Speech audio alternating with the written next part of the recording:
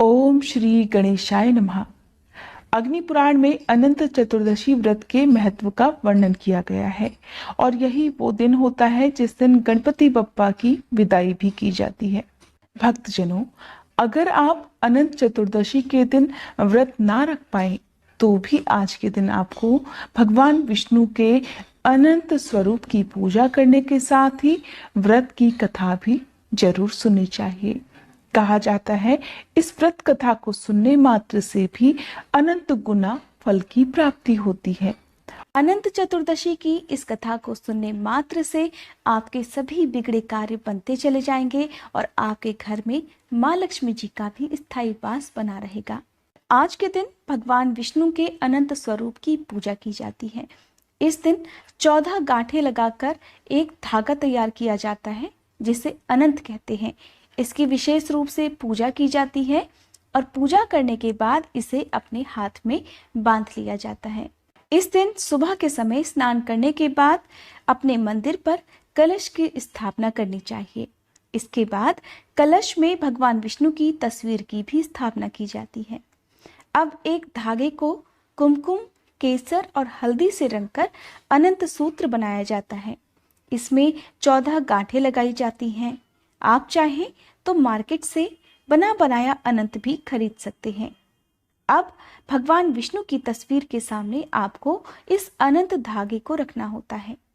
भगवान विष्णु और अनंत सूत्र की पूजा करनी होती है और इस मंत्र का जाप करना चाहिए। मंत्र है: अनंत संसार महासमुद्रे मग्रम संभ्युत्थर वासुदेव, अनंत रूपे विनियोजस्व ह्यांत सूत्राय नमो नमोस्तुते। इस प्रकार अनंत धागे को अभिमंत्रित करके अनंत देव का ध्यान किया जाता है और फिर पूजा करने के बाद पुरुष अपनी दाहिनी भुजा में और स्त्री बाईं भुजा में इस अनंत धागे को बांधते हैं। कहा जाता है इस अनंत धागे को बांधने मात्र से हर प्रकार के संकटों से मुक्ति मिलती है। आपको आपके जीवन में कोई भी कष्ट परेशान नहीं करते। आपके सभी कार्य बनते चले जाते हैं। अगर आज के दिन आप इस अनंत धागे को अपनी भुजा में बांधना चाहते हैं तो आज के दिन आपको व्रत रखना चाहिए। इस व्रत में एक समय ही भोजन किया जाता है और भोजन भी बिना नमक का करना चाहिए। अगर आप आज के दिन निराहार और निर्जल रहकर अनंत व्रत करते हैं तो बहुत उत्तम है। सबसे पहले आज के दिन आपको भगवान गणेश जी की पूजा करनी चाहिए और इसके बाद ही अनंत देवता की पूजा करनी चाहिए। माना जाता है कि अनंत चतुर्दशी का व्रत सबसे पहले पांडवों द्वारा रखा गया था, जिसके बारे में एक कथा मिलती है। जब दुर्योधन पांडवों से मिलने गया तब माया महल का दृश्य देखकर वह धोखा खा गया।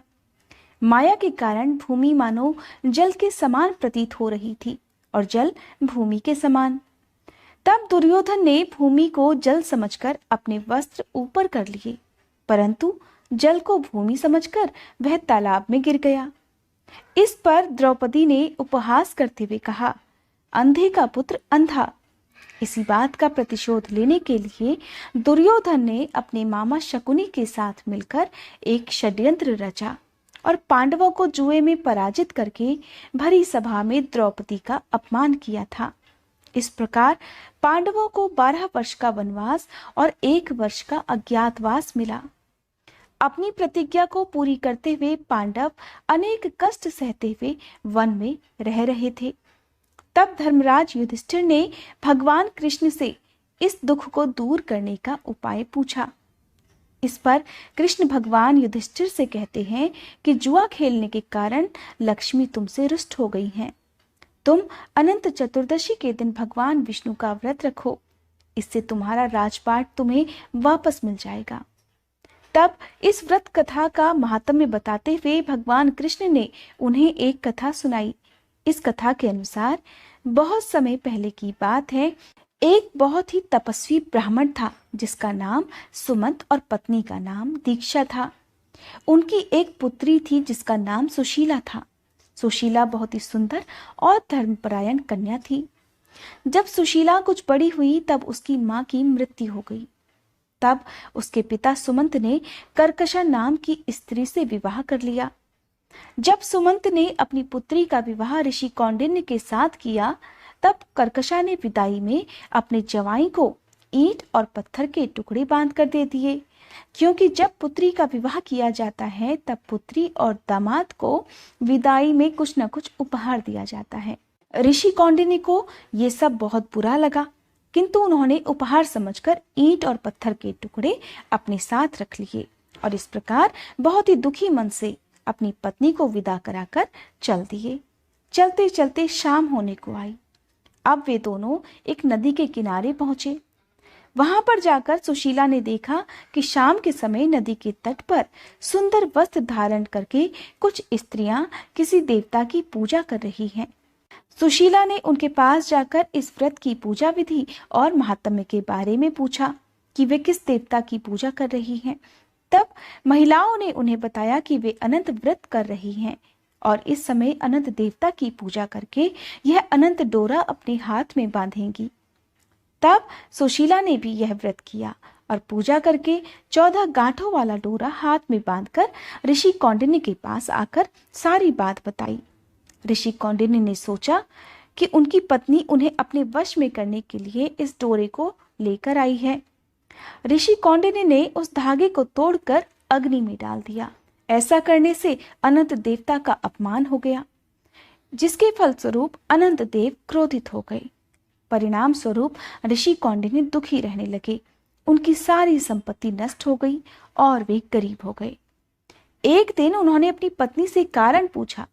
तब उनकी पत्नी ने दुख का कारण बताते हुए कहा कि आपने अनंत भगवान का डोरा जलाया है, जिसके बाद ऋषि कौंडिन्य को अपनी इस गलती का पश्चाताप हुआ और वे अनंत डोरे को प्राप्त करने के लिए वन में चले गए। वन में चलते चलते और भटकने के बाद एक दिन वे भूमि पर गिर पड़े। तब अनंत भगवान ने उन्हें साक्षात दर्शन दिए और कहा कि तुमने मेरा अपमान किया, जिसके कारण तुम्हें इतना कष्ट उठाना पड़ा। अब क्योंकि तुमने अपनी गलती का पश्चाताप कर लिया है, इसलिए अब मैं तुम पर प्रसन्न हूं। तुम घर जाकर अनंत व्रत को विधि पूर्वक करो। 14 वर्षों तक व्रत करने से तुम्हारे सारे कष्ट दूर हो जाएंगे और तब तुम दोबारा संपन्न हो जाओगे। इस प्रकार ऋषि कौंडिन्य ने विधि पूर्वक अनंत व्रत किया और उन्हें सारे कष्टों से मुक्ति मिल गई। कहा जाता है जो भी भक्त अनंत व्रत प्रारंभ करना चाहते हैं उन्हें फिर लगातार 14 वर्षों तक इस व्रत को करना चाहिए। प्रेम से बोलो अनंत देवता की जय। हे अनंत देव, इस कथा को कहने सुनने वाले सभी भक्तों पर अपना आशीर्वाद बनाए रखिएगा।